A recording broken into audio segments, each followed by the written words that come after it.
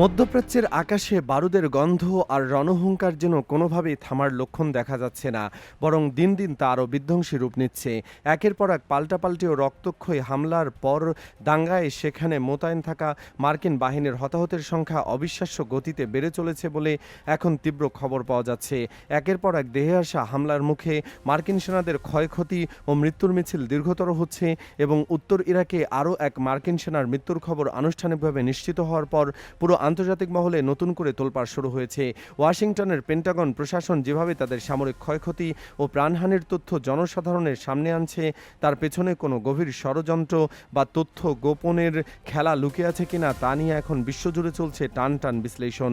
মার্কিন central command তথা CENTCOM অত্যন্ত উদ্বেগের সাথে জানিয়েছে যে উত্তর ইরাকের একটি রণকৌশলগত অঞ্চলে দায়িত্ব পালন করার সময় তাদের এক সেনা সদস্য নিহত হয়েছেন।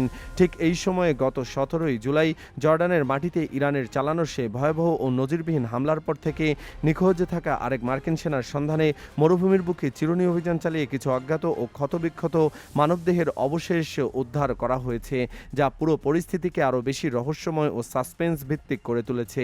বর্তমানে অত্যন্ত কঠোর গোপনীয়তার মধ্য দিয়ে সেই উদ্ধারকৃত দেহাবশেষগুলোর নিখুঁত ডিএনএ পরিচয় শনাক্ত করার কাজ চালিয়ে যাচ্ছে মার্কিন ফরেনসিক দল।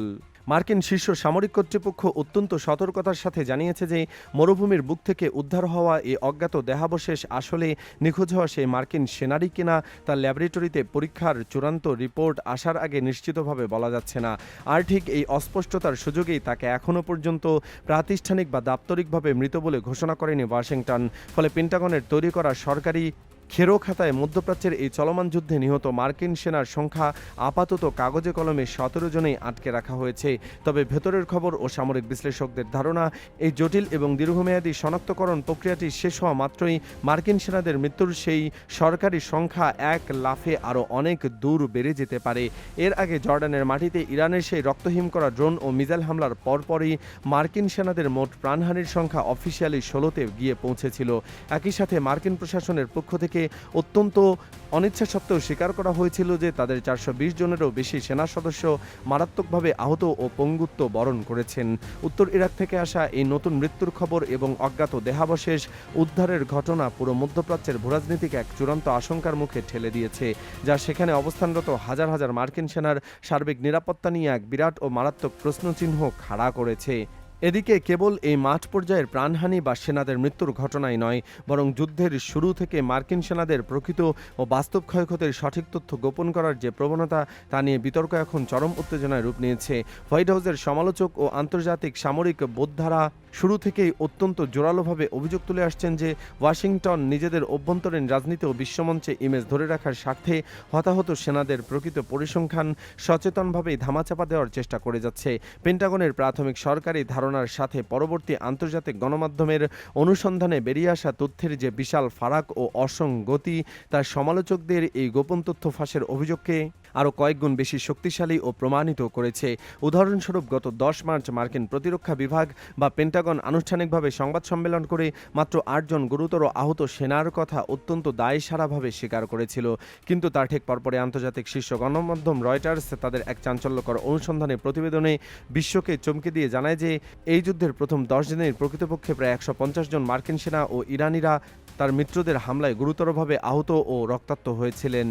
সেই বিস্ফোরক প্রতিবেদনটি আন্তর্জাতিক অঙ্গনে প্রকাশের পর পেন্টাগন তীব্র চাপের মুখে পড়ে এবং রাতারাতি নিজেদের আগের অবস্থান পরিবর্তন করতে বাধ্য হয়ে জানায় যে প্রকৃতপক্ষে তাদের প্রায় 140 জন সেনা সদস্য আহত হয়েছেন।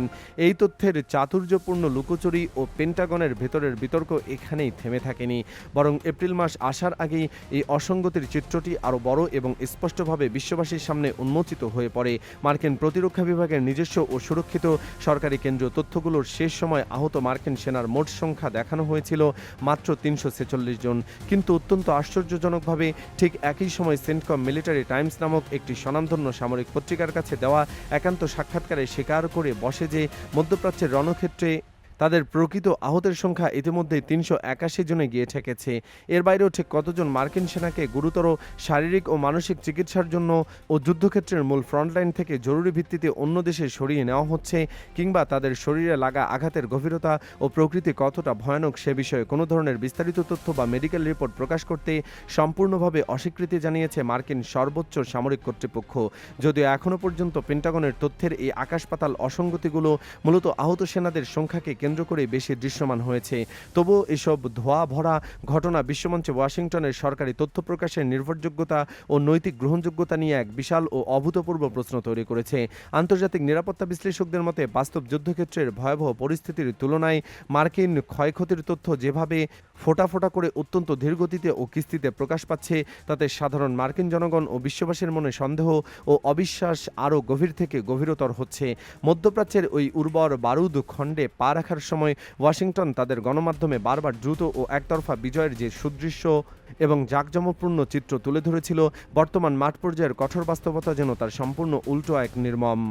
ইরানের একের পর এক ধেয়ে আসা বিধ্বংসী পাল্টা হামলা এবং ড্রোন স্কোয়াড্রন এখন জর্ডান, ইরাক এবং সমগ্র পারস্য উপসাগর জুড়ে ছড়িয়ে থাকা মার্কিন সামরিক ঘাঁটি ও সাজা বহরগুলোকে একে একে নিখুঁত লক্ষ্যবস্তুতে পরিণত করেছে।